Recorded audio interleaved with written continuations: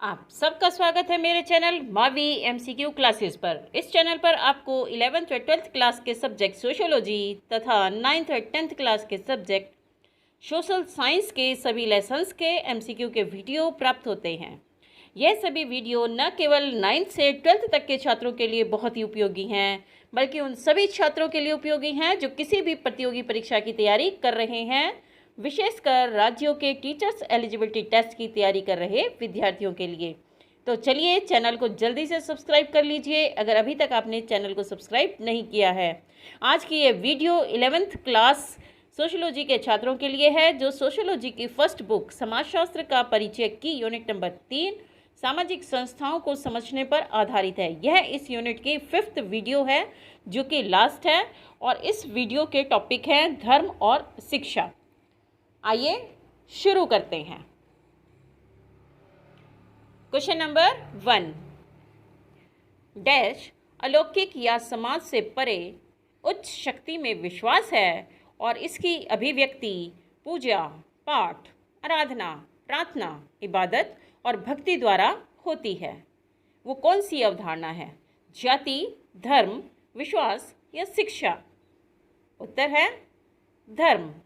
धर्म अलौकिक शक्ति या समाज से परे उच्च शक्ति में विश्वास है। अलौकिक शक्ति या अलौकिक जो इस लोक का नहीं है, अर्थात धर्म उस परम शक्ति में विश्वास है जो इस लोक से संबंधित नहीं है। क्वेश्चन नंबर 2, धर्म की क्या विशेषता है?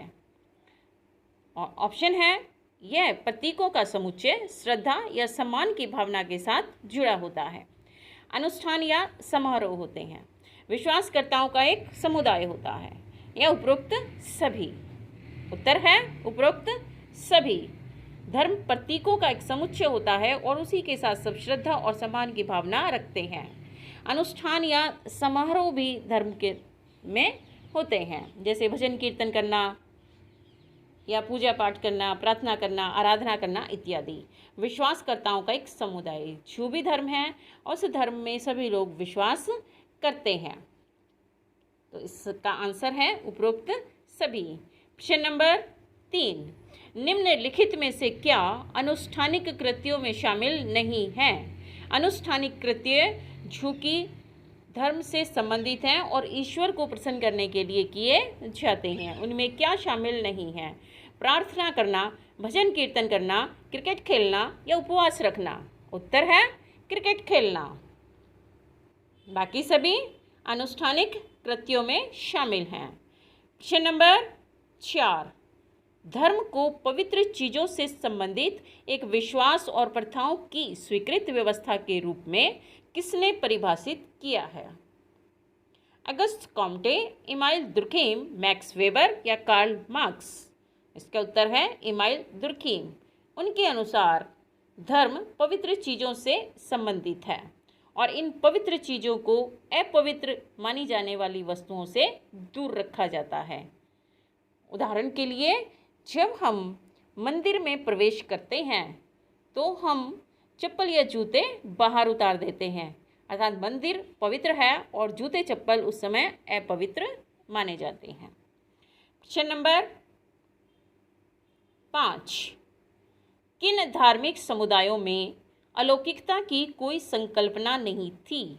अलौकिकता मतलब कि जो ईश्वर है वो अलौकिक है, उसका कोई रूप नहीं है, वो इस लोक से संबंधित नहीं है। ऐसी किस समुदाय में अलौकिकता की संकल्पना नहीं थी? अर्थात उनके अनुसार जो कुछ है वो इस संसार में उपस्थित है। बौद्ध धर्म और कन्फ्यूशियसवाद, जैन धर्म, हिंदू धर्म या उपरोक्त सभी? उत्तर है बौद्ध धर्म और कन्फ्यूशियसवाद। क्वेश्चन नंबर 6, क्लासिकी समाजशास्त्रियों का कहना था कि जैसे जैसे समाज आधुनिक होता जाएगा धर्म का जीवन के सभी क्षेत्रों पर प्रभाव कम होता जाएगा। यह संकल्पना क्या कहलाती है? धर्म निरपेक्षता, सांप्रदायिकता, अस्पृश्यता या क्षेत्रवादिता? क्वेश्चन का मतलब है कि समाजशास्त्री जो क्लासिक समाजशास्त्री थे उनके अनुसार कि जैसे समाज आगे बढ़ता जाता है, आधुनिक होता जाता है, आधुनिक तकनीकों को अपनाता जाता है, वैसे वैसे उसके जीवन के क्षेत्र से धर्म का महत्व कम होने लगता है या धार्मिक क्रियाएं संक्षिप्त होनी शुरू हो जाती हैं। तो यह धर्म का प्रभाव कम होना क्या कहलाता है? धर्म निरपेक्षता। उत्तर है धर्म निरपेक्षता। Question number 7, the Protestant ethic and the spirit of capitalism नामक पुस्तक किसने लिखी है? August Comte, Emmanuel Durkheim, Max Weber या कार्ल मार्क्स? इसके उत्तर है मैक्स वेबर। मैक्स वेबर ने विश्व के 6 धर्मों का अध्ययन किया और उन्होंने पुस्तक लिखी the protestant ethics and the spirit of capitalism. Question number 8, Calvin वादियों का विश्वास था कि विश्व की रचना डैश के लिए हुई है। किस काम के लिए विश्व की रचना हुई है? इस संसार यह क्यों बनाया गया है? कैल्विनवादी या कैल्विनवाद ईसाई धर्म की एक शाखा है। इसके ऑप्शन हैं भगवान की महिमा के लिए, भोग विलास के लिए, संसाधनों को बलपूर्वक हासिल करने के लिए या अर्जित धन का उपभोग करने के लिए। और इसका उत्तर है भगवान की महिमा के लिए। उनके अनुसार इस विश्व की रचना भगवान की महिमा के लिए हुई है, अर्थात व्यक्ति को ज़्यादा से ज़्यादा काम करके अपना जीवन जो है वो संवारना चाहिए। स्वर्ग भी यही है, नरक भी यही है। क्वेश्चन नंबर 9, किस समाजशास्त्री ने पूंजीवाद के उद्भव और विकास के लिए कैल्विनवाद, जो कि प्रोटेस्टेंट धर्म से जुड़ा है, को महत्वपूर्ण माना? Emmanuel Durkheim, Max Weber, Max Muller या हर्बर्ट स्पेंसर? उत्तर है मैक्स वेबर।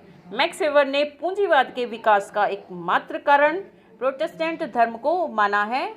उन्होंने ये अपने अध्ययन में पाया कि जिन देशों में पूंजीवाद को बढ़ावा मिला है या पूंजीवाद का विकास हुआ है वो प्रोटेस्टेंट धर्म को मानने वाले थे। क्वेश्चन नंबर 10, धर्म का समाजशास्त्रीय अध्ययन धर्म के धार्मिक या ईश्वर मीमांसीय अध्ययन से किस प्रकार भिन्न है? धर्म का समाजशास्त्रीय अध्ययन अर्थात कि समाजशास्त्र जिस दृष्टि से धर्म को देखता है वो अध्ययन जो धार्मिक या ईश्वर मीमांसीय अध्ययन है उससे किस प्रकार भिन्न है? समाज में धर्म के कार्यों का आनुभविक अध्ययन, तुलनात्मक पद्धति का उपयोग, धार्मिक विश्वासों, व्यवहारों और संस्थाओं की जांच। उपरोक्त सभी, अर्थात जो समाजशास्त्री हैं वो धर्म को वैज्ञानिक दृष्टिकोण से उसका अध्ययन करते हैं। समाज के ऊपर, सामाजिक संस्थाओं के ऊपर उसका क्या प्रभाव पड़ता है, ये तुलनात्मक पद्धतियों के द्वारा, आनुभविक पद्धतियों के द्वारा इनका अध्ययन किया जाता है। क्वेश्चन नंबर, इसका उत्तर है उपरोक्त सभी। क्वेश्चन नंबर 11, निम्नलिखित में से शिक्षा को आप क्या कहेंगे? एक सामाजिक संस्था, एक सामाजिक प्रतिमान, एक सामाजिक परंपरा या एक सामाजिक अनुष्ठान? उत्तर है एक सामाजिक संस्था। शिक्षा एक सामाजिक संस्था है जो समाज के सभी भागों को प्रभावित करती है। क्वेश्चन नंबर 12, शिक्षा जीवन पर्यंत चलने वाली प्रक्रिया है। शिक्षा के कौन कौन से प्रकार हैं? शिक्षा जीवन पर्यंत चलने वाली प्रक्रिया अर्थात व्यक्ति के जन्म से उसकी शिक्षा शुरू हो जाती है, उसका सीखना शुरू हो जाता है और मृत्यु तक वो मनुष्य कुछ ना कुछ सीखता ही रहता है। लेकिन इसके कितने प्रकार होते हैं? औपचारिक व अनौपचारिक, परंपरागत, चमत्कारिक और वैधानिक, संज्ञानात्मक, मानकीय और भौतिक, यांत्रिक और सावयवी। उत्तर है औपचारिक व अनौपचारिक। औपचारिक शिक्षा जो कि विधिवत या औपचारिक संस्थानों द्वारा प्रदान की जाती है और अनौपचारिक शिक्षा अनौपचारिक संस्थानों, परिवार, नातेदारी इत्यादि द्वारा प्रदान की जाती है। क्वेश्चन नंबर 13, व्यक्ति अनौपचारिक शिक्षा कहाँ से प्राप्त करता है? धर्म से, परिवार से, नातेदारी समूह से या उपरोक्त सभी से? अनौपचारिक शिक्षा, जिस शिक्षा को प्राप्त करने के लिए किसी निर्धारित योग्यता की कोई आवश्यकता नहीं होती, कोई निर्धारित आयु की आवश्यकता नहीं होती, जिसको प्राप्त करने के बाद व्यक्ति को कोई डिग्री या डिप्लोमा प्राप्त नहीं होता, उस शिक्षा को अनौपचारिक शिक्षा कहते हैं। और यह व्यक्ति उपरोक्त सभी स्थानों से प्राप्त करता है, धर्म से भी, परिवार से भी, नातेदारी समूह से भी, इसके अलावा वो खेल समूह से भी, अपने और बाकी के संगी साथियों से भी अनौपचारिक शिक्षा प्राप्त करता है। क्वेश्चन नंबर 14, निम्नलिखित में से औपचारिक शिक्षा प्राप्त करने की संस्था कौन सी है? स्कूल, कॉलेज, विश्वविद्यालय या उपरोक्त सभी? उत्तर है उपरोक्त सभी। औपचारिक शिक्षा कौन सी होती है? जिसे प्राप्त करने के लिए निर्धारित आयु होती है, अर्थात जब बच्चे को स्कूल में लगाया जाता है तो भी उसके लिए न्यूनतम आयु होती है, और प्रत्येक डिग्री को प्राप्त करने के लिए भी न्यूनतम आयु होती है। दूसरा है कि जो औपचारिक शिक्षा है वो संस्थाओं द्वारा प्रदान की जाती है, और शिक्षा प्राप्त करने के बाद उसे डिग्री, डिप्लोमा इत्यादि या सर्टिफिकेट कोई ना कोई प्रदान किया जाता है। क्वेश्चन नंबर 15, शिक्षा के सामाजिक कार्य में क्या शामिल है? व्यक्तित्व निर्माण में सहायक है, व्यावसायिक प्लेसमेंट में सहायक है, संस्कृति के संचरण में सहायक है या उपरोक्त सभी? और ये सभी शिक्षा के सामाजिक कार्य हैं। व्यक्ति का निर्माण भी, व्यक्तित्व का निर्माण भी करती है, और उन्हें नौकरी इत्यादि में सहायता भी करती है, और साथ ही साथ समाज के सांस्कृतिक मूल्यों को बनाए रखने और उनको आगे स्थानांतरित करने में भी सहायक होती है। क्वेश्चन नंबर 16, आधुनिक समाजों में स्कूलों की स्थापना का मुख्य उद्देश्य क्या नहीं है? समाज में एकरूपता को बढ़ाना, मानकीकृत प्रेरणाओं का विकास करना, सार्वभौमिक मूल्यों को बढ़ावा देना, या धर्म और जाति आधारित मूल्यों को बढ़ावा देना। उद्देश्य क्या नहीं है? आसान है, उत्तर है धर्म और जाति आधारित मूल्यों को बढ़ावा देना। इसके स्थान पर शिक्षा समाज में एकरूपता बढ़ाती है, जैसे बच्चों को एक जैसी यूनिफॉर्म पहनकर स्कूल आना होता है और वो एक जैसे नियमों का पालन वहाँ पर करते हैं। मानकीकृत प्रेरणाओं का विकास करना, अर्थात उसके अंदर मानवीय मूल्यों की वृद्धि करना, मानवीय मूल्यों का विकास करना। सार्वभौमिक मूल्यों को बढ़ावा देना, सार्वभौमिक मूल्य अपने कौन से हैं?